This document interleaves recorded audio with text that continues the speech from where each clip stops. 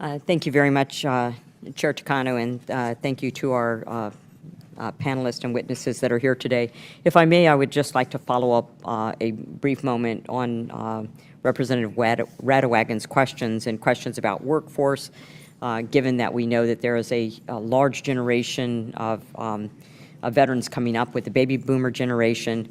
And so you talked a little bit about staffing, but I'm wondering, has the VA done studies on length of stay within the hospital? So I know my uncle, whose ship went down in the Pacific in World War II, was hospitalized at a VA facility his entire life and not at a nursing home facility.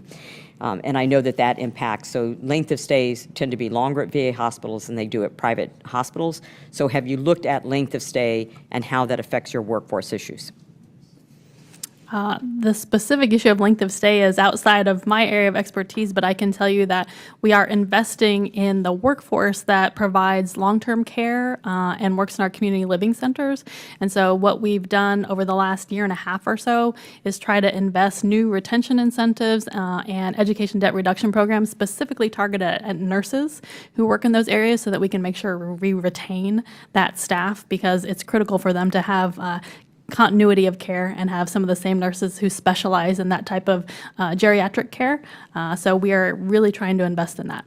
So is there an effort then to correlate, i.e. shortening length of stay to go to a long-term or skilled nursing facility, which is what we do in most other hospital situations?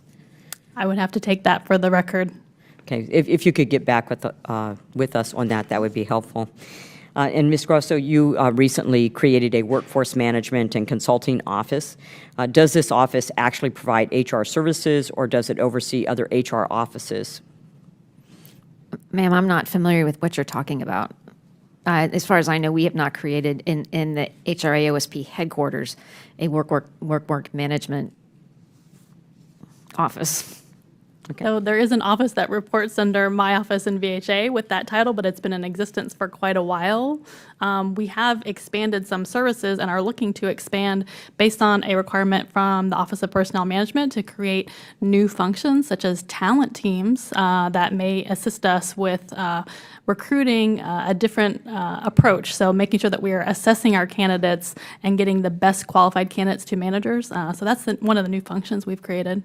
And does that relate to the length of time it takes to onboard at any level of healthcare providers? So I know from having applied for a position at the VA that the time it took for them to get back to me, which was well over 7 months, for most people, that length of time to apply for a physician is way, or if it's a nurse practitioner, PA, is way too long. So are you also looking at, in addition to expanding your workforce, streamlining the process of hiring people and bringing them on board?